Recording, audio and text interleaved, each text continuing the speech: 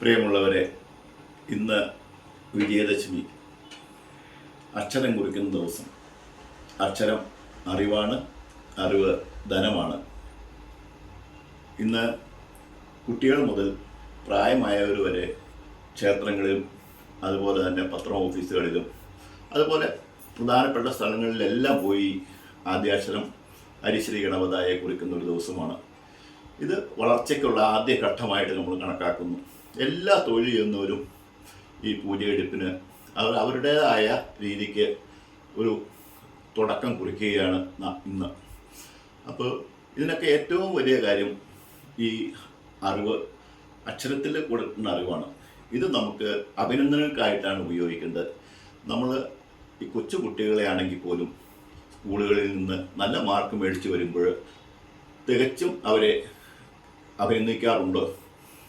മിക്കവാറും പറയാറുള്ളത് അടുത്ത വീട്ടിലെ കുട്ടിക്ക് നിന്നേക്കാൾ കൂടുതൽ മാർക്ക് കിട്ടിയെന്നായിരിക്കും. അത് കേൾക്കുമ്പോൾ ആ കുട്ടിയുടെ മുഖം നിങ്ങളൊന്ന് ശ്രദ്ധിക്കാറുണ്ടോ?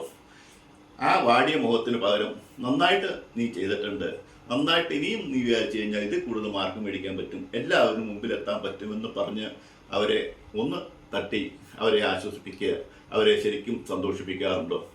നമ്മളെല്ലാ കാര്യങ്ങളിലും ഇതുപോലെയല്ല. നമ്മുടെ നാട്ടിലാരെങ്കിലും ഉന്നത വിജയം കരസ്ഥമാക്കി ഒന്നുകിൽ IPS അല്ലെങ്കിൽ IAS അല്ലെങ്കിൽ ഡോക്ടർ ഇങ്ങനെയൊക്കെ ആയിട്ട് വന്നു കഴിയുമ്പോൾ നമ്മൾ അവരെ ചെന്ന് കണ്ട് അഭിനന്ദിക്കാൻ ഒരു മടി കാണിക്കാറില്ലേ?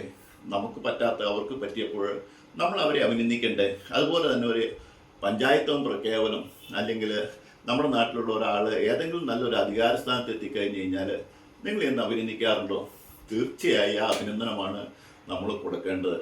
ആ അഭിനന്ദനം കൊടുക്കുമ്പോൾ തീർച്ചയായിട്ടും നമുക്കും ആ അഭിനന്ദനം എവിടെ നിന്നെങ്കിലും കിട്ടുമെന്ന് ഓർക്കുക. അപ്പോൾ അഭിനന്ദിക്കാൻ യാതൊരു തരത്തിലും ഒരു കുറവും വരുത്തരുത്. നമുക്ക് കിട്ടുന്ന സ്ഥലത്തൊക്കെ നമ്മുടെ കുട്ടികളെ ആണെങ്കിലും മറ്റുള്ള ഉന്നത വിജയം നേടിയവരെ ആണെങ്കിലും ഏതെങ്കിലും തരത്തിലൊക്കെ പ്രശസ്തി നേടിയിട്ടുള്ള എല്ലാവരെയും നമ്മൾ അഭിനന്ദിക്കാൻ ശ്രദ്ധിക്കണം. ആ അഭിനന്ദനം നമ്മളുടെ ഒരു ദിനചര്യയായിട്ട് മാറട്ടെ. എല്ലാവർക്കും വിജയദശമി ആശംസകൾ എന്ന് നിങ്ങളുടെ ഗോപാലകൃഷ്ണൻ, LIC ഏജന്റ്. അടുത്തൊരു വീഡിയോയുമായിട്ട് അടുത്ത ആഴ്ച നമുക്ക് വീണ്ടും കാണാം.